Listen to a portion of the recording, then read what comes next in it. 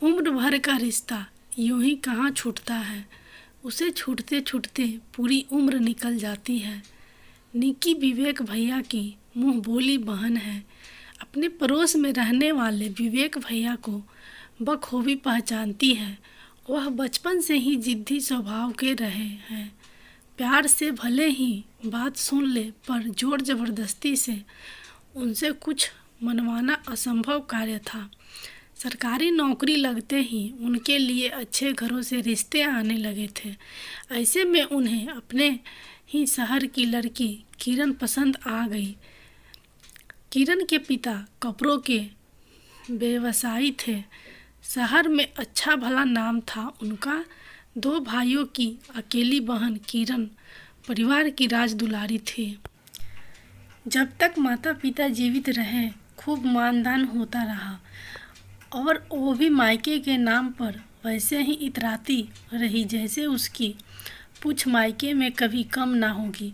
6 महीने पहले जब पिताजी गुजरे तो जैसे उसकी दुनिया ही लूट गई। अपने घर परिवार का मोह त्याग कर वहीं रहने लगी।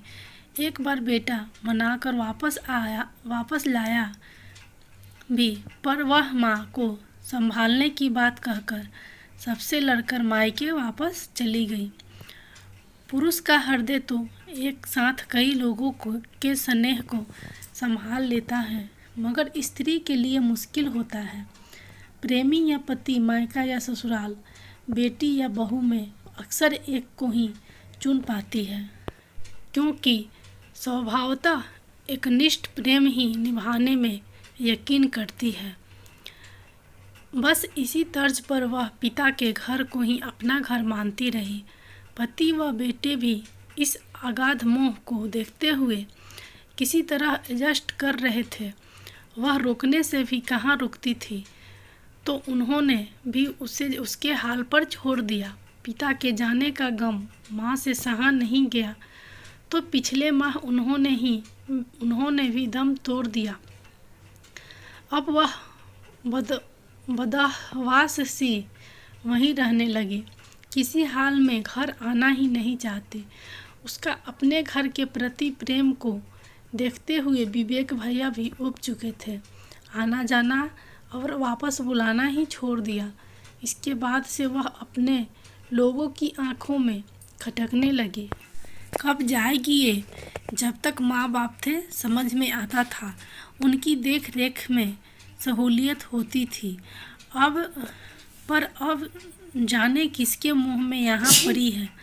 पता नहीं इनके पति भी कैसे हैं, जैसे कोई मतलब ही नहीं, लेने भी नहीं आते। मेरे पति तो साथ जाते हैं और साथ ही ले आते हैं, मायके में छोड़ते ही नहीं। अरे मेरे साथ भी यही होता है। अक्सर उसके पीठ पीछे बड़ी और छोटी भाभियाँ कानाफूसी करती, फिर भी उनकी बात को दिल पर लिए बिना वह पूरे मन से लगी रहती। भाइयों भतीजों को उनके पसंद की चीज़ें बनाकर खिलाना, माँ की अलमारी खोलकर उनके कपड़े ठीक करना और उनके बिस्तर पर लेटना, जैसे उसके शरीर में जान भरता था। उम्र भर का रिश्ता यूं ही कहाँ छूटता है। उसे छूटते छूटते पूरी उम्र निकल जाती है। बड़ी बहन होने के नाते दोनों भाई बहुत इज्जत करते थे। उसके खिलाफ कोई कुछ न बोलता। शायद यही कारण था कि उसका मुंह टूटता ही नहीं था। भाभियों का क्या था, उन्हें तो 24 घंटे वाली मुफ्त की नौकरानी मिल गई थी, जबकि पैसों के आगे भी काम संभालने वाले नसीब से मिलते हैं। यहाँ तो बिल्ली के भाग्य से सिंका टूटा था। सब भाफ चुके थे कि ना तो वह ससुराल जा रही है और ना ही कोई बुलावा आ रहा है। अब वे जब तब घर के सारे काम करुणा पर छोड़कर बाहर जाने लगी। बच्चे भी स्कूल से आकर उससे ही खाना मांगते। उनकी माएँ कभी कुछ तो कभी कुछ कहकर बाजार, सिनेमा या सहेलियों के पास चली जाती। जिस रोज़ कोई और कार्यक्रम ना बनता तो दुकान पर जाकर अपने पतियों के कान भर आती। अब किरण खुशी की वजह ना होकर बोझ बन चुकी थी। अपने भाइयों के स्नेह पर घमंड करती बहन से जब सगे भाई भी कतराने लगे, तब उसे अफसोस होने लगा। सोचने लगी कि काश इतना मोह अपने घर परिवार से किया होता तो कम से कम सम्मान तो पाती। आज न तो मायका हाथ में था और न ही ससुराल। अतः उसने निक्की को फ़ोन किया, दीदी आप मेरे मायके की लाज रख लीजिए। क्या हुआ भाभी, आप ठीक तो हैं?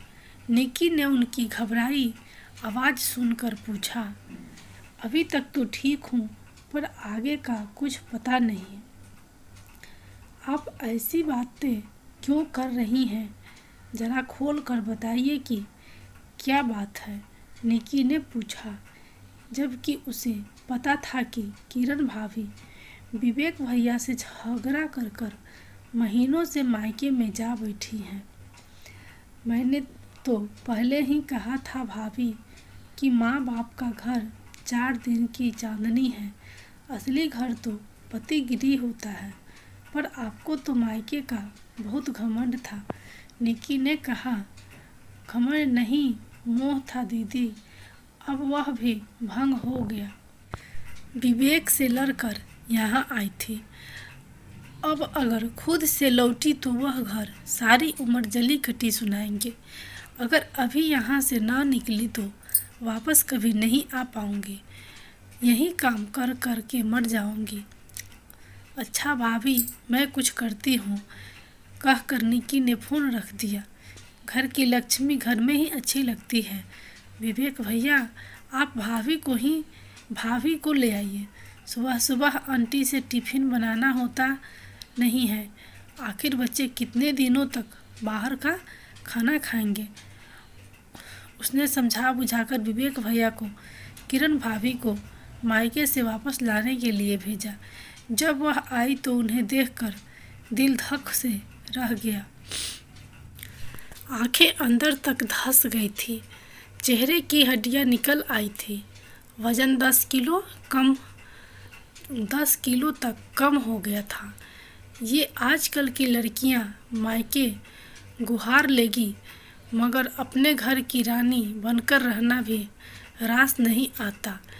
इन्हें सास ने तंज मारा तो उनके पास ना तो ताकत था और ना ही पुराना वाला जोश कि पलटवार करती। चुपचाप अपने कमरे में चली गई और तकिए से मुंह छुपाकर देर तक रोती रही। ऐसा लगा जैसे आज सचमुच अपने घर आई हो। महसूस हो गया था कि जब तक माँ बाप है तभी तक वह अपना घर है। मायके की गलियाँ तभी तक खूबसूरत है जब तक अपने आपके बचपन को पहचानने वाली नज़रें जिंदा है, वरना अपना ही घर सबसे सुंदर होता है। मन बदलने की ज़्यादा चाहत हो तो सैर सपाटे के लिए पार्क, बाजार और सिनेमा घर है। धन दौलत कम रहे लेकिन पति का घर ही प्यारा होता है।